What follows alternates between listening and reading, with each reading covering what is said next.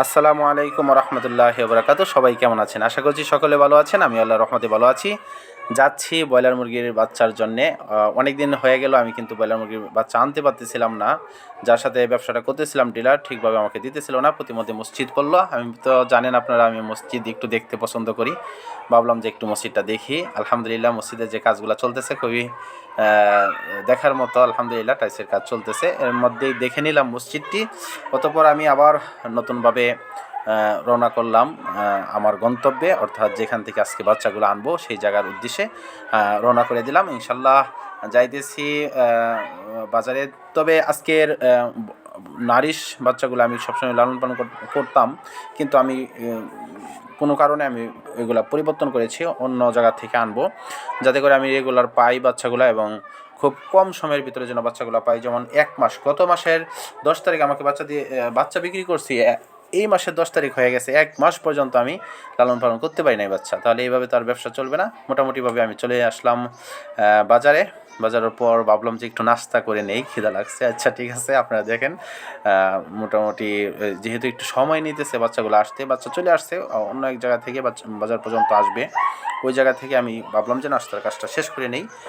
Driver সাহেবকে বললাম, উনি খাবেন না, উনি খেয়ে আসছেন, আমি খেয়ে নিলাম। তারপর আমি আবার চলে আসলাম। এই দেখেন বাচ্চাগুলো আমি কিন্তু গাড়িতে ভরে নিয়েছি এবং এখানে অনেকটা সময় চলে গেছে, যেহেতু গণনা নিয়ে বাচ্চাগুলার একটু সমস্যা হয়েছিল। আরেকজনের বাচ্চা এসেছিলো, 2 জনের বাচ্চা একসাথেই।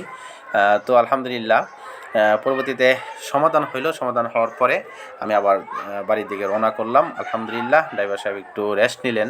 রেস্ট নেওয়ার পর আবার চলে আসলেন। আসার পর আমি তো বাচ্চাগুলা পাইছি। কেমন হয় বাচ্চাগুলো জানি না, আপনাদেরকে একটু কষ্ট করে দেখাইতেছি, যে একটু দেখেন, আপনারা কষ্ট করে দেখেন। আমি একটু কষ্ট করে দেখাইলাম এবং একটা বাচ্চাকে হাতে নেওয়ার পরে দেখলাম কি অবস্থা বাচ্চাটা। আলহামদুলিল্লাহ বাচ্চাটার শরীরে শক্তি আছে, গ্রোটা ভালোই মনে হইলো। আর ওইরকমভাবে তো আমি আর বুঝি না, নতুন মানুষ। তারপরেও ভাবলাম যে দেখি বাড়িতে যাওয়ার পর ছাড়ার পর বাচ্চাগুলো কীরকম হয়। যদি ভালো হয় তাহলে তো আলহামদুলিল্লাহ, যেহেতু অন্য একটি কোম্পানির আমি লালন পালন করি নাই, তো আশা করতেছি ভালো হবে। তারপরে বাড়িতে চলে আসলাম। চলে আসার পর বাচ্চাগুলোকে ঘরটা আসলে গোছানো হয় নাই। ঘরটা এসে তারপরে গোছানো হইল।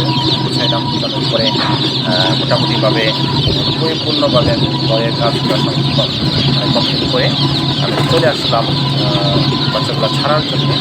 তারপর ছাড়ার পরে খুব ভালো লাগতেছিল, যেহেতু বাচ্চাগুলো খুবই গ্রো ভালো। মোটামুটিভাবে বাচ্চাগুলা যে নড়াচড়া করতেছিল, সেই নড়াচড়াগুলো কিন্তু অত্যন্ত ভালো লাগতেছিল। এবং মাদ্রাসার অনেক তলেবুল এলেম যারা ওই ছুটির টাইম, মানে একটা টাইম হয়ে গেছিলো, যার কারণে অনেক বাচ্চারা চলে আসতো এখানে দেখার জন্য। তাদেরকে আমি স্বাচ্ছন্দ্যতার সাথেই দেখাইলাম। তাদের খুব ভালো লাগলো। আমি বারবার বলতেছি চলে যাইতে, কিন্তু তারা যাইতে রাজি না। তারপর মন খারাপ করলো। আচ্ছা ঠিক আছে, তোমরা যাও, পরবর্তীতে দেখবা। আর বাচ্চা এত মানুষ সেখানে নিয়ে আসাটাও ঠিক হবে না।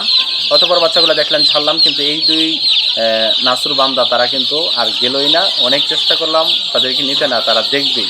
আচ্ছা ঠিক আছে তোমরা দেখো, তারপরে চলে গেছে। এই দেখেন বাচ্চার এখন যে অবস্থানটা।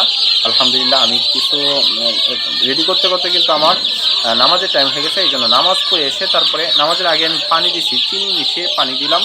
দেওয়ার পরে এখন আমি খাদ্যগুলো ছিটাইও দিলাম, তারপরে বক্সেও কিছু দিলাম। তারপরে কাজগুলো শেষ হয় নাই, মোটামুটি কাজগুলো চলতেছে।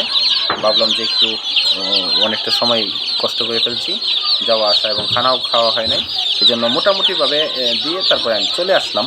আলহামদুলিল্লাহ এইগুলা বাচ্চাগুলা অন্য একটা কোম্পানির, নামটা আমি হয়তো বললাম না। মোটামুটিভাবে বাচ্চার যে চলাফেরা এবং তাদের যে দৌড়াদৌড়িটা খুব ভালো লাগলো, এবং যারা দেখছে সবাই